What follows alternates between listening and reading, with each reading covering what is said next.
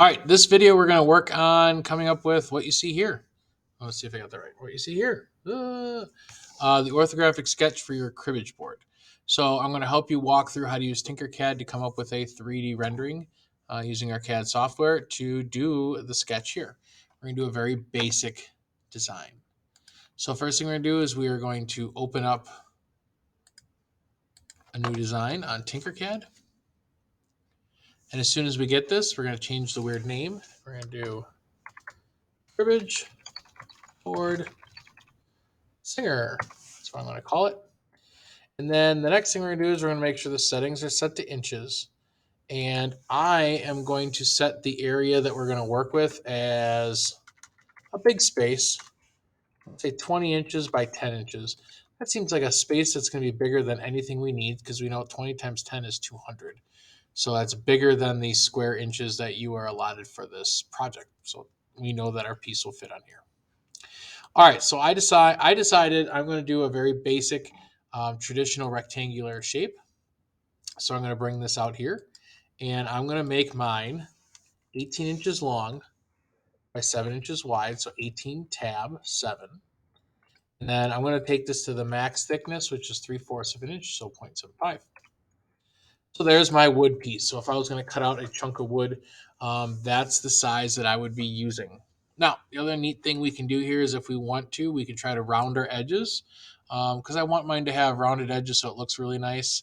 So I can bring them in, and you can see that as I move along this line here with the radius, you can make it really narrow. You can really change the corners.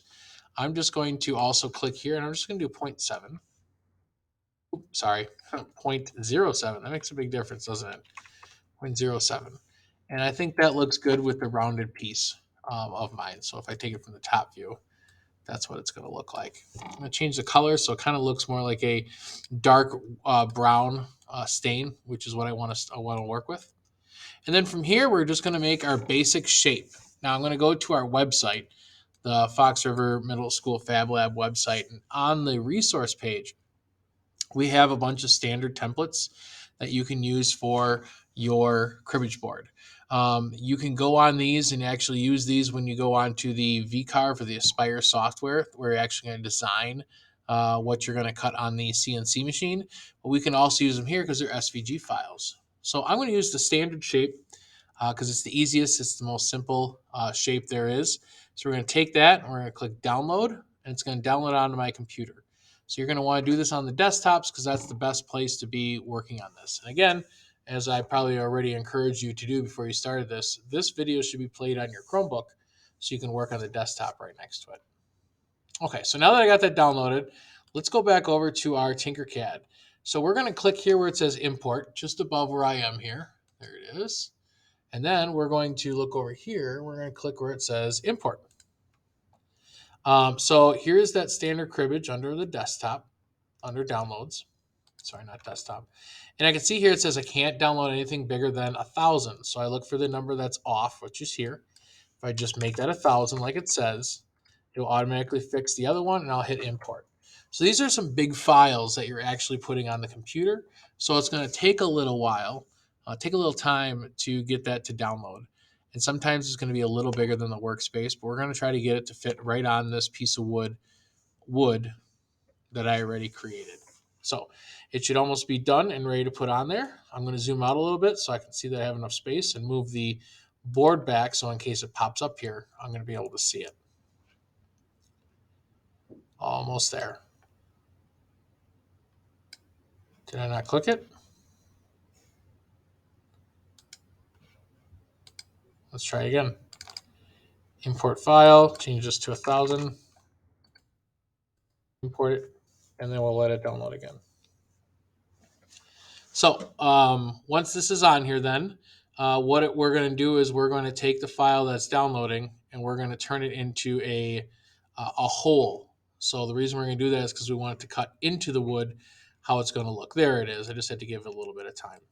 So what I'm going to do is I'm going to shrink this down so it can fit onto our piece of wood. So again, if you click Shift on the keyboard and you drag this, you can drag it down to a smaller size and everything will do it proportionally. So if I do that and now I move this, Actually, we're going to bring it up. We're going to move it, and we can see now, yep, that should. That's pretty close, so I'm going to shift and just drag it in a little more. There we go. That fits on the wood. Now, I know it's above the wood, so the only other thing I'm going to do, this is out here. Anyways, I'm going to click on the shape that we're working with, and I'm just going to grab that black arrow, and I'm going to drag it down so it's touching the wood, and then just a little bit in. Actually, just touching the wood. How about that first? Now from here, we're going to make sure that this is all sitting nice and pretty. So I'm going to highlight both of them, and I'm going to hit L for align. And I want to make sure everything is aligned to center. So I'm going to adjust those numbers so that they're centered. And now if I look from the top, we can see if it looks good. And it does. It looks pretty good there. There's some weird shape over there that I'm going to delete. There we go. So now what we're going to do is we're going to take this shape and we are going to make sure that we are only clicking on the part that's on the top. I got to move my picture of me, change it to a hole. And now first thing we have to do is we have to adjust the height. So right now it says 0.278. We're only going to need it to be, we're going to need it to be a little larger than that. So I'm going to say 0.5. I like that it's bigger, so it's easier for us to modify. So I'm going to bring it up, and I'm just going to bring it right on top of the wood like it is. And what I'm going to do is I'm going to make sure that it pushes in a quarter of an inch. A quarter of an inch, so 1/4. So when I click on this, I'm going to grab that black arrow. I'm going to drag it down till it's in a -1/4, which it is. And now we have the holes exactly where we want them to be. Let me get my picture out of the way. So now what we need to do is group this. Okay, so I'm going to highlight both things and click group. And it's going to make sure that the holes are popped into the wood like that. And there we go. Not all the way through. Looks perfectly good. Now, the only other thing you have to include on this is if you're going to do any designs, you're going to put your name on there, any pictures or something like that. I'm not worried if you have to download a picture, like let's say, again, you're using the Brewers or using Waterford Graded or something like that.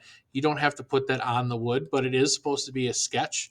So what you could do is just write the words on here. Now, for me, I'm just going to want mine to have the name. I'm going to have it say thus. I'm going to have it say singer. Okay. And I'm going to use, I don't know, some different logo. Oh, I can't see it. So let's bring that up. There we go. I just wanted to have my name on there. I'm going to make that a hole. And then the only other thing I'm going to do is I'm going to make sure that what I have here is pushed into the wood. Again, a 1/4 inch is fine. That's where I want my name to be. Actually, I could probably even drag it over a little bit. If I was going to put a logo, like let's say I wanted to make something because everyone knows I love baseball and I wanted to do the Brewers, so I could say I'm just going to put Brewers logo. So I know that when I go to make this, that Brewers logo is going to be right there. Okay. Again, this is a sketch. You don't have to have all the details, but when you go to laser engrave it on later, you're going to want to know that. So now that that's there, all I got to do is group it. And there is my cutting board, or sorry, my cribbage board. And then again, on the Google Doc, you're going to have to do the top ISO front and right views. So all we have to do is click top, take a picture of that, front, right, and ISO. And once you have those, you are all done and you're able to move on to the shop where you actually get to make your stuff. And you'll have to go work on the computers for the Aspire software, the VCarve. So that's how you're working on this. If you got any questions, see myself or Mr. Harris so we can help you through. Again, this is just the sketch part. You're going to be way more detailed when you get into the CNC software.